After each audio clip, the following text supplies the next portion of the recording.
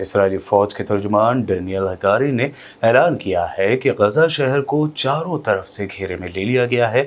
انہوں نے کہا کہ اسرائیلی افواج نے غزہ شہر کا محاصرہ مکمل کر لیا ہے اور ہمارا مقصد حماس کی تحریک کو ختم کرنا ہے۔ اس کے علاوہ اسرائیل کے چیف آف اسٹاف ہیلوی نے کہا کہ ضرورت پڑنے پر ہم دوسرے محاذوں پر حملہ کرنے کے لیے تیار ہیں۔ اسرائیلی افواج غزہ شہر کی سرزمین پر موجود ہے اور کئی اطراف سے اس کا محاصرہ کر رہی ہے۔ ہیلوی نے کہا کہ جب اسپتال ختم ہو جائیں گے تو ہم غزہ کے زیر کنٹرول ایندھن کی منتقلی کی اجازت دیں گے۔ دوسری جانب حماس کے عسکری ونگ القسام بریگیڈ نے کہا کہ غزہ کو اسرائیل کے لیے قبرستان بنا دیں گے۔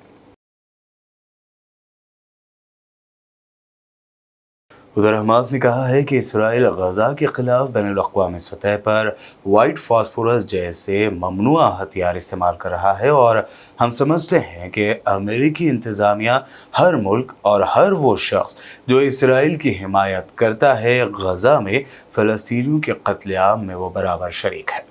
سعودی خبر رساں ادارے کے مطابق انہوں نے کہا کہ اسرائیلی فوج نے 24 گھنٹوں سے بھی کم وقت میں غزہ میں قتل عام کی 3 کارروائیاں کیں، جس میں تقریباً 1000 افراد شہید اور زخمی ہوئے۔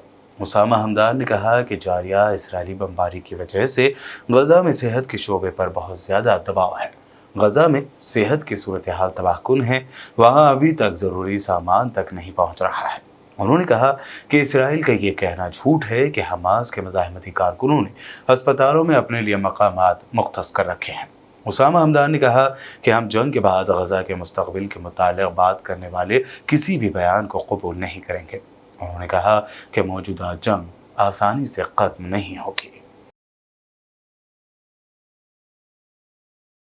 اسرائیل پر شدید حملے کی دھمکی دینے کے بعد اب لبنان کی عسکری تنظیم حزب اللہ نے اسرائیل کو الٹیمیٹم دیا ہے۔ حزب اللہ کے سربراہ حسن نصر اللہ نے اسرائیل کو آج جمعہ تک جنگ بندی کا الٹیمیٹم دیتے ہوئے کہا کہ سیز فائر نہ ہوا تو جنگ میں وہ ڈائریکٹ شامل ہو جائیں گے۔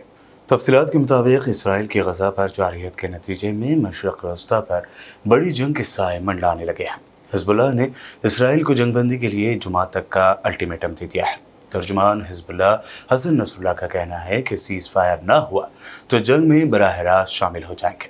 یاد رہے، یمنی فورس بھی اسرائیل پر ڈرون اور میزائلوں سے حملے کر رہی ہے۔ یمن نے اسرائیل کے خلاف جنگ کا اعلان کرتے ہوئے فلسطینی عوام کی بھرپور حمایت کے عزم کا اظہار کیا تھا۔